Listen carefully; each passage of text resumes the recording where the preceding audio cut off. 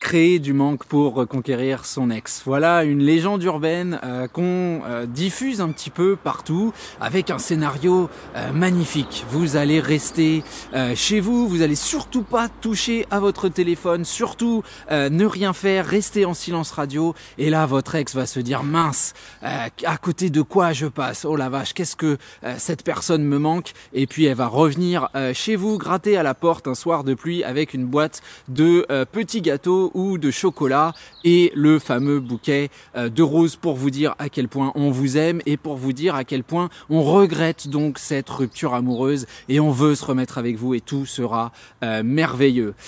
Une utopie, comme je le disais, qui est finalement très éloignée de ce que vous voulez si vous voulez construire un couple avec votre ex, et c'est véritablement ce qu'on va discuter dans cette vidéo. On va casser pas mal d'idées reçues, alors préparez-vous, ça va swinguer.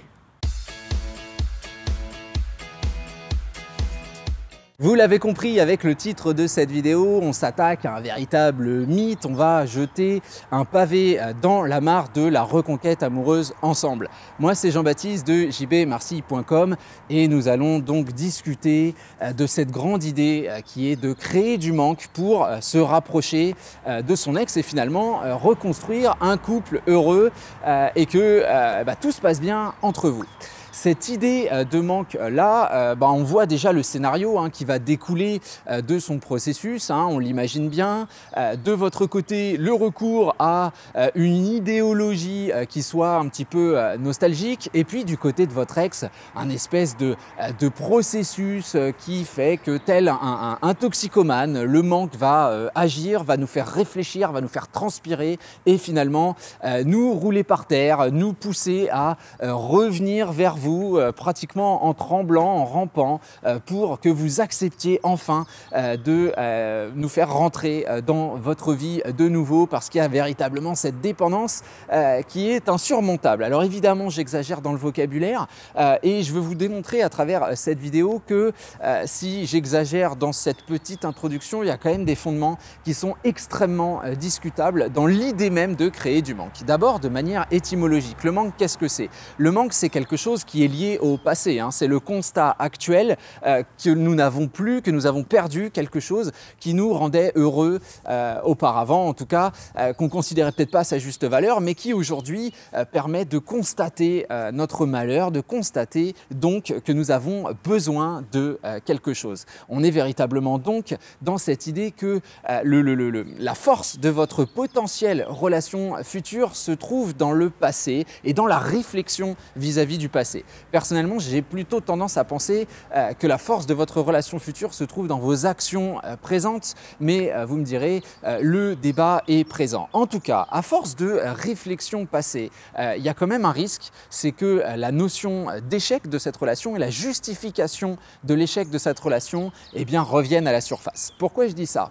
Parce que les outils qui vous sont conseillés, j'ai envie de dire traditionnellement, dans cette idée de créer du manque, sont relativement simples. Vous allez d'abord sans doute écrire une belle lettre où vous allez démontrer que vous avez bien compris les erreurs, les écueils de votre comportement, de vos mots, de votre attitude globale pendant la relation et que cela vous a amené à un véritable électrochoc, le fameux électrochoc, votre prise de conscience qui vous poussera dans l'avenir à être capable de mener un couple serein, d'être très heureux, d'apporter de nouvelles choses à la table des négociations et ça, c'est censé faire réfléchir votre ex positivement. Alors c'est vrai qu'avec le temps qui passe, on a tendance à se rappeler des bons souvenirs et à se dire que finalement cette relation était peut-être pas si terrible que ça et à oublier certaines disputes, etc. etc.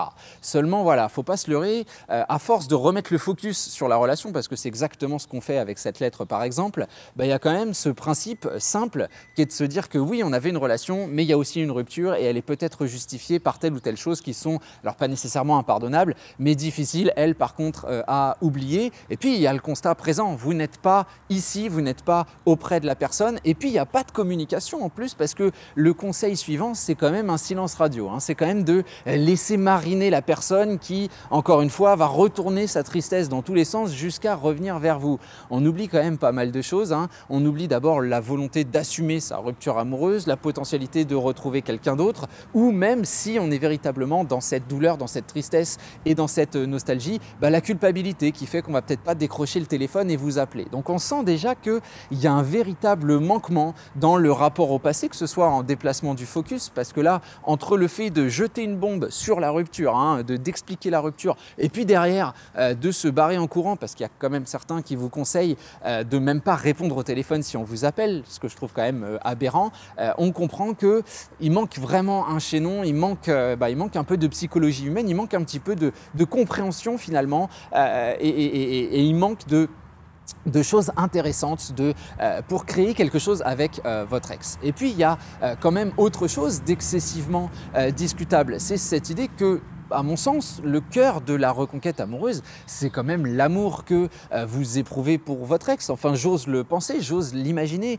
Du coup, se dire que votre armada, les outils que vous allez utiliser sont des outils qui visent à toucher, à provoquer une certaine négativité chez votre ex, moi je trouve ça extrêmement dommage. Parce qu'on est bien d'accord, hein, la nostalgie, c'est pas un sentiment positif. C'est pas quelque chose qui nous fait crier youpi, hurrah, super, je suis heureux. La nostalgie, c'est quelque chose qui nous fige dans le passé et qui pointe du doigt un manquement aujourd'hui. Donc on est dans la stimulation de la tristesse, dans l'immobilisme, dans la douleur, dans la contemplation finalement de notre incapacité, là je parle pour votre ex, de notre incapacité à être le capitaine de son propre navire et à voguer vers les eaux de notre propre bonheur. On a besoin de vous, il y a une espèce de dépendance, on est véritablement dans quelque chose qui n'est pas folichon et puis qui n'est pas très beau. Vous imaginez si votre ex revenait véritablement pour ça, parce qu'il y a du manque, parce que vous avez envoyé la belle lettre, parce qu'on était en train de trembler de son côté. Personnellement, je ne trouve pas que ce soit des bases qui soient très saines et très belles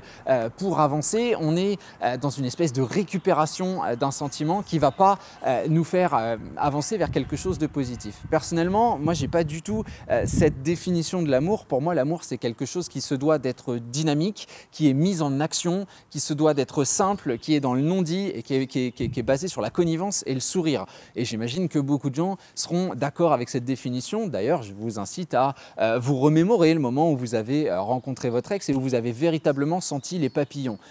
C'était pas à travers quelque chose de triste, c'était pas à travers quelque chose de lancinant, c'était très certainement dans un partage de valeurs avec une mise en action du corps et de l'esprit. Et ça, c'est quelque chose qu'on retrouve partout. Les plus belles rencontres qu'on fait, c'est quand on est en train de faire quelque chose, d'accomplir quelque chose, qu'on est dans un objectif commun, que ce soit un voyage, que ce soit une activité, que ce soit du sport, etc. etc. Vous allez me dire, les réseaux sociaux et les sites de rencontres, c'est pas vraiment ça. J'ai envie de dire que si, finalement, parce que passer le physique de la personne, qui est la première chose que vous voyez sur le profil, la petite photo, etc., etc., vous avez quand même tout ce descriptif, et c'est ça que vous allez aller chercher, ce descriptif de la personne où on va vous parler des valeurs, où on va parler des hobbies, de ce qu'on fait à l'extérieur, de ce qu'on aime, etc., etc., etc. Et c'est ça que vous allez analyser pour voir si ça match ou pas. Donc on réalise véritablement que l'amour, c'est une dynamique et c'est pas du tout quelque chose qui nous tire vers le bas, comme cette espèce d'idée finalement de créer du manque et de refaire une soupe avec de vieux ingrédients qu'on séchait dans la casserole. C'est un peu sale comme image, mais c'est un petit peu cette idée-là.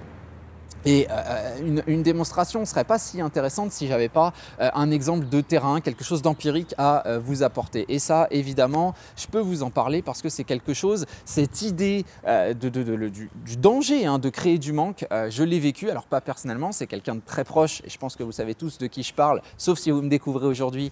Et dans ce cas-là, c'est ma compagne qui effectivement m'a laissé tomber après 2 ans pour se remettre avec son ex. Et son ex l'a vraiment fait entrée plat dessert en mode mariachi, en mode larmes qui coulent, nostalgie, etc. etc. Tu me manques après 10 ans, c'est un truc de ouf d'avoir des sentiments comme ça. J'ai rêvé de toi, tu avais un accident, j'espère que tu vas bien, bla bla bla bla bla. Et effectivement, ma compagne est tombée pour tout ça. Elle est tombée pour tout ça et vous allez me dire, alors ça marche finalement ces idées-là parce qu'il était resté longtemps en silence, il revient, etc. etc. Ça marche, oui mais. Et le oui mais, il est extrêmement important parce que c'est ça qui fait qu'aujourd'hui je suis face à cette caméra. Donc effectivement, on me laisse tomber, on retourne avec cette personne et le mais apparaît à ce moment où bah, on se rend compte que le focus sur cette nostalgie, sur cette tristesse n'a amené aucun changement, qu'on était dans de belles paroles, que finalement on n'est pas tombé amoureuse de ce type-là, on est tombé amoureuse de ce qui aurait dû, ce qui aurait pu être 10 ans auparavant. On était dans le fantasme de cette relation en la mettant sur un piédestal parce qu'on avait oublié au quotidien à quel point la personne faisait ci, faisait ça, avait des actions, des paroles, des pensées qui ne nous correspondaient pas du tout. On n'était pas capable de voir la chance qu'on avait d'assumer son choix au quotidien, et finalement ce couple s'est cassé la figure. Alors j'allais dire rapidement, relativement rapidement, pas assez à mon goût, on est bien d'accord, mais ça a quand même fini par se casser la figure, et ça c'est quelque chose qui aujourd'hui donne à ma compagne ce savoir, cette connaissance, cette certitude que véritablement c'était une très mauvaise idée de retourner avec quelqu'un par nostalgie et d'entrer dans ce processus de récupération où on n'a absolument rien construit de positif.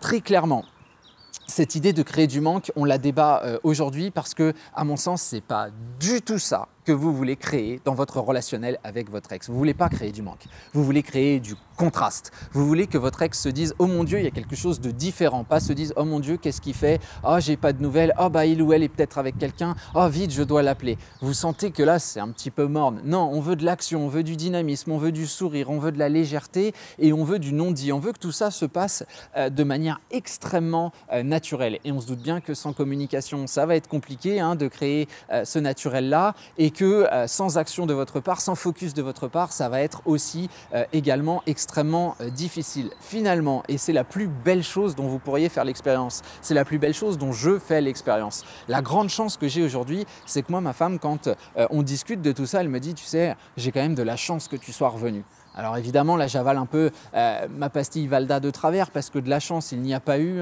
Il y a eu de la douleur, il y a eu du travail, il y a eu du sang, des larmes, de la sueur, du whisky, des pensées nauséabondes, des pensées morbides, le fait de fermer les yeux et de les imaginer ensemble. Et bizarrement, ils n'étaient pas en train de faire un tournoi de Scrabble, on est bien d'accord. Il y a toutes ces choses-là qui ont fait que j'ai cru que ma vie s'arrêtait là et qu'à un moment, je me suis dit, JB, il faut changer ton fusil d'épaule, il faut laisser toute cette négativité, tout se passer de côté pour se focaliser sur le présent et semer les graines de ton futur. Et effectivement, c'est ce qui fait aussi que je suis revenu avec des dispositions qui sont extrêmement différentes et qu'aujourd'hui, je suis là face à vous à essayer de vous motiver à arrêter de regarder le passé et à avancer vers le futur. Parce que comme ma femme me dit qu'elle a de la chance, moi je lui réponds tout simplement qu'elle a qu'à aller jouer à l'euro-million et qu'on deviendra multimillionnaire et que c'est génial. Mais surtout pas qu'effectivement eh bien, on a créé quelque chose à partir de notre passé. Non, aujourd'hui ce qu'on vit c'est quelque chose de différent, c'est un mouvement et finalement c'est ça qu'on veut, c'est que votre ex et vous réappreniez à vous découvrir et pour se découvrir il faut avoir des choses à découvrir bien évidemment. Donc clairement non, c'est pas du manque qu'on veut créer, on veut pas comme j'ai pu le voir dans un contenu qui m'a vraiment interloqué, cette idée que votre ex regrette la rupture. On ne veut pas faire regretter la rupture, surtout pas. Non, non, non, c'est pas ça l'idée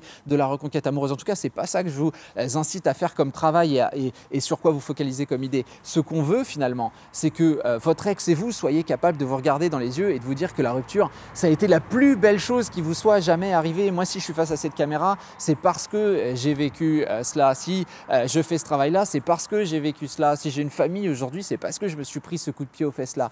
Toutes ces choses-là, elles ont été permise, rendue possible par ce qui a été vécu pendant cette rupture amoureuse, parce qu'aujourd'hui, je peux vous jurer que le couple que je vis est extrêmement différent et qu'on n'est pas du tout dans ces idées de nostalgie qui ferait que quand on se remet ensemble, on est à moitié dans un test, dans un bon, je vais voir comment ça se passe. Non, du jour où on s'est remis ensemble, on avait envie d'être ensemble, on a tout de suite été dynamique, en mouvement, de l'action, du sourire, un naturel assez ahurissant et c'est tout le mal que je vous souhaite pour votre futur. Je vous abandonne là. Comme d'habitude, vous pouvez cliquer sous cette vidéo. Vous allez voir, il y a tout plein de choses, des liens vers le coaching, vers les formations vidéo, etc., etc. Vous pouvez vous abonner à la chaîne YouTube. Cliquez sur la petite cloche, comme ça, dès qu'il y a une vidéo qui sort, vous serez averti, vous pourrez la regarder directement. Et n'hésitez pas à passer par les commentaires sous cette vidéo pour discuter cette idée de créer du manque, qui est potentiellement quelque chose que vous verrez comme un petit peu rhétorique. Mais je pense que la rhétorique, elle impacte véritablement notre manière de penser et d'agir. Voilà, j'espère vous avoir apporté quelque chose. Moi, je vous laisse ici pour aujourd'hui et on se retrouve très bientôt pour une prochaine vidéo. Salut à vous!